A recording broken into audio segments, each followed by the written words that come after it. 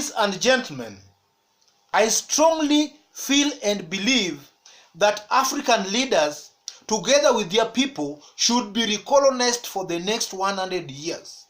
An African person is not a civilized animal. It's very painful to see South Africans killing their fellow Africans on an African soil. That's very bad, and that should not be encouraged. What is happening in South Africa is more than meets the eye. And before I expose to you what might be happening, let me give you a brief summary of the things in South Africa today. The attacks that is now called Xenophibia is more widespread in 3 South African cities. The first city leading in these attacks is Johannesburg, where the capital is situated. Johannesburg is in Gauteng province. The second city leading in these Xenophibia attacks is the Western Cape.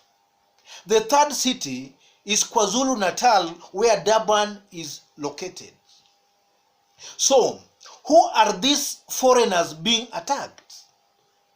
According to a statistics that has been done on foreigners living in South Africa, it has been found that 70% of foreigners living in South Africa, 70%, comes from the neighboring countries of Zimbabwe, Mozambique, and Lesotho.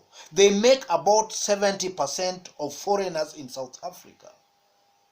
The 30% comes from other nationalities, with a good number from Nigeria. Now, ladies and gentlemen, I say Africans should be recolonized because of this.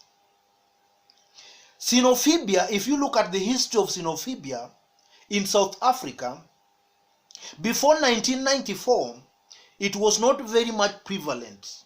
After 1994, when the black man rules sets its foot in South Africa, Xenophibia increased drastically. An African leader is a person who believes in the Machiavellian rule. An African leader believes that politics has to be dirty always.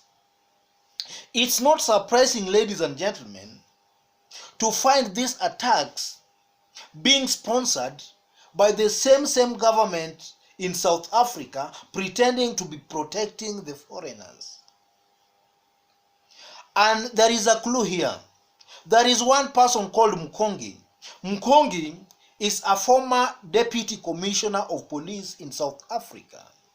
In a viral video going rounds, though not confirmed, Mkongi is actually lamenting that Johannesburg has a population of 80% foreigners.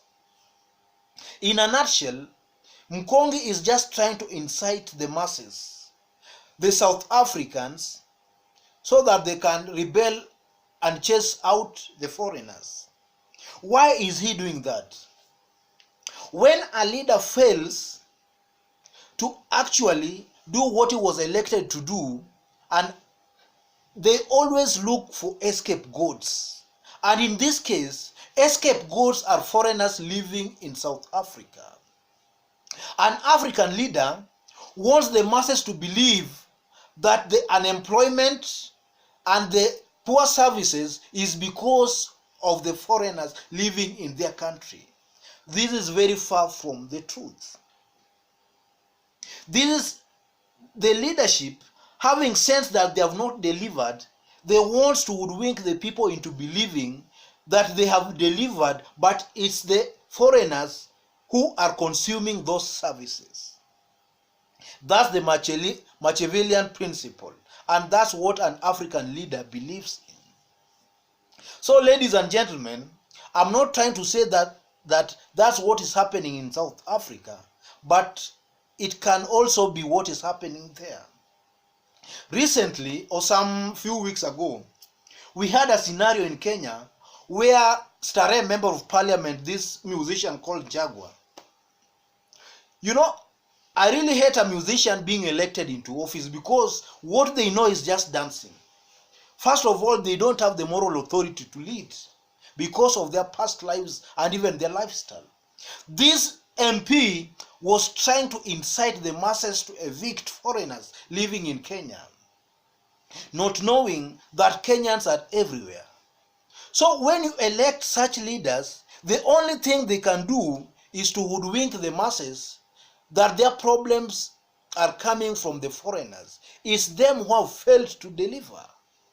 Otherwise, ladies and gentlemen, I'm still working on this issue, and very soon I'm going to release a very detailed, accurate, verified account of exactly what is happening in South Africa. Therefore, stay tuned by subscribing to this channel in order to receive a notification anytime I'm going to upload that video.